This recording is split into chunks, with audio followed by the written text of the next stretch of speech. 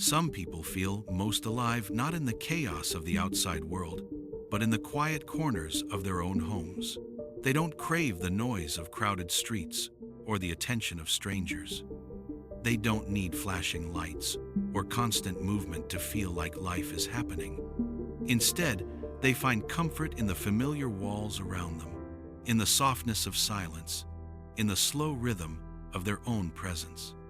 To outsiders, these people might look like they're avoiding life, like they're hiding, withdrawing, or choosing less.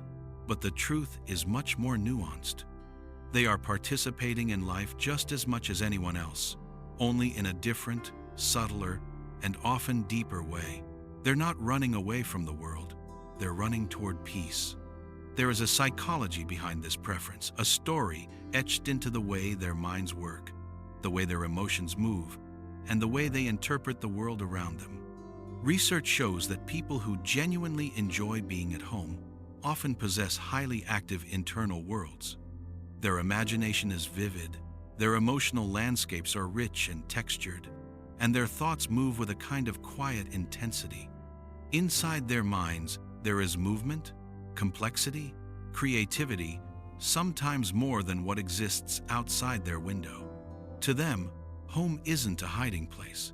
It's a sanctuary, a space where their inner world can breathe freely, without interruption, without judgment, without noise. Psychologists sometimes call this internal self-presence, the ability to feel more connected to one's inner reality than the outer one. These individuals don't need external stimulation to feel joy.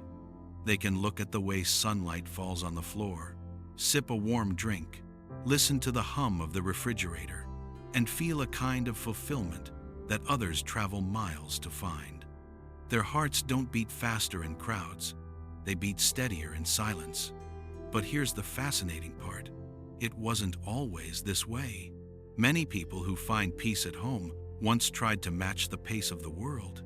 They tried going to parties, attending gatherings, keeping up with friends who loved adrenaline, noise, or constant excitement. They tried to belong to a rhythm that wasn't theirs. And somewhere along the way, they realized something important. Their calm wasn't a flaw. Their quiet wasn't a weakness. Their preference for solitude wasn't a limitation. It was simply who they were. I remember the first time this realization clicked within me. I thought that staying home too much would make me feel lonely, like I was missing out or falling behind. But instead, I felt understood not by people, but by the space around me. There was a kind of softness in it, a warmth. I didn't need applause to feel seen. I didn't need noise to feel alive. I found myself valuing the sound of turning pages more than the sound of loud conversations. And that's when it became clear. Peace is not the absence of life. Peace is a way of living. What many people overlook is that individuals who prefer being at home share a unique psychological trait, introspection. They think deeply. They reflect naturally. Every small moment can become a memory. Every quiet evening can turn into an insight. Their emotions aren't shallow, they're profound.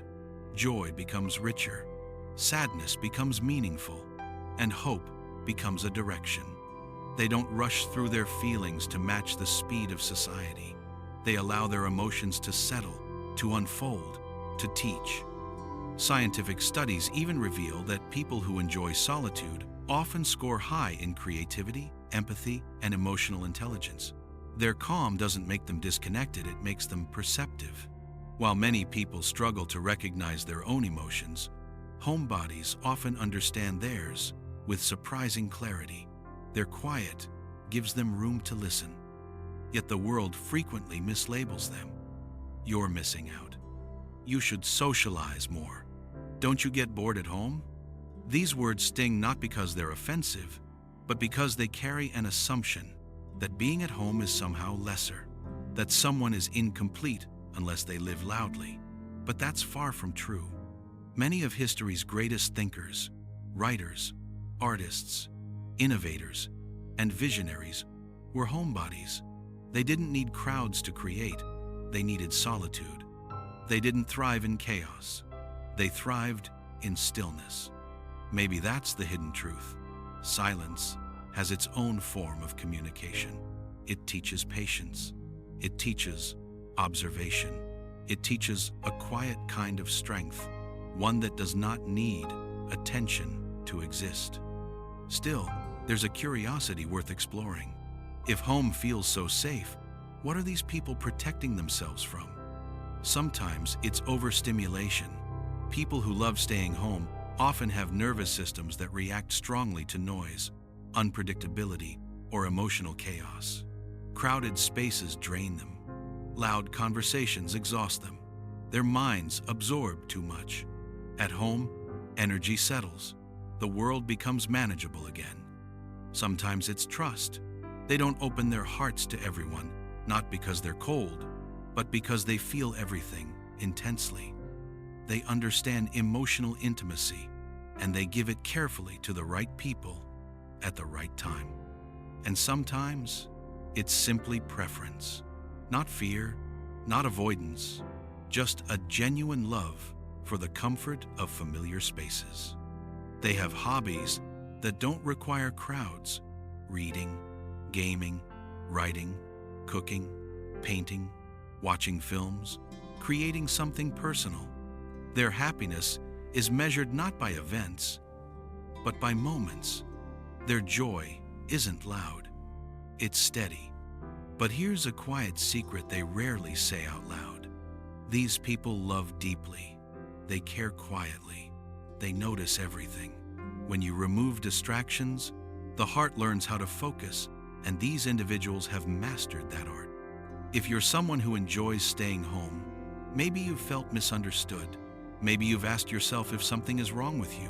Maybe you've wondered why gatherings exhaust you while solitude nourishes you. But what if nothing is wrong?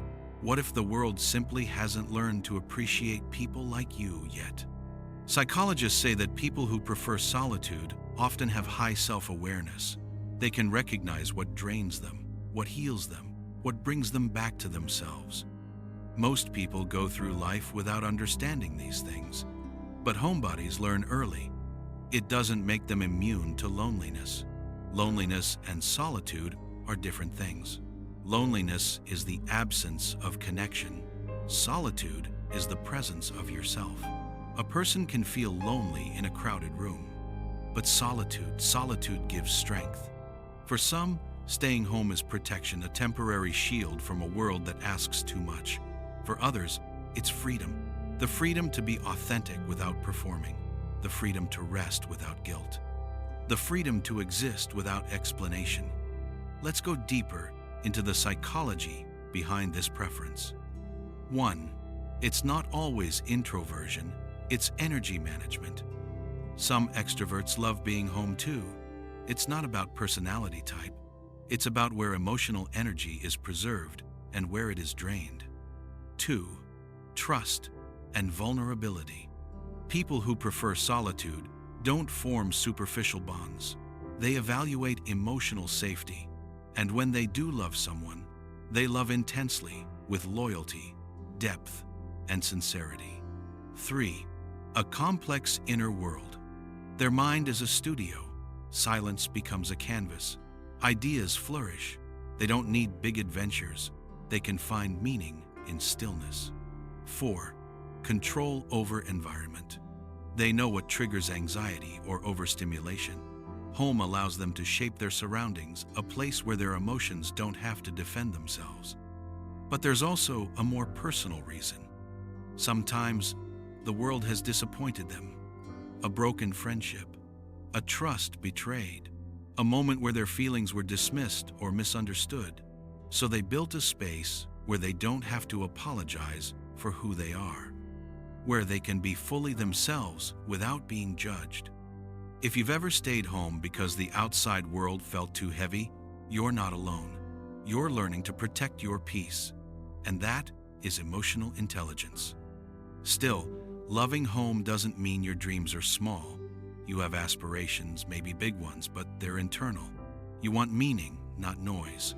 You want depth, not attention. You don't need 100 people cheering for you. You just want one person who truly understands. Home is where you don't have to perform, where exhaustion melts into comfort, where thoughts have room to grow, where life slows down enough for you to notice the beauty in simple things. Sometimes you stand by your window and watch life outside, cars rushing, people moving quickly, the sound of urgency everywhere, and you smile quietly because you know the real treasure is inside. Our society glorifies hustle, productivity, constant motion. It treats rest as laziness and stillness as stagnation. But the truth is simple. Rest is growth. Stillness is clarity. Silence is understanding. Your life is not paused when you're at home. You're observing, healing, becoming. People who love staying home often have a rare ability: self-companionship. They don't fear their own thoughts. They don't run from their emotions.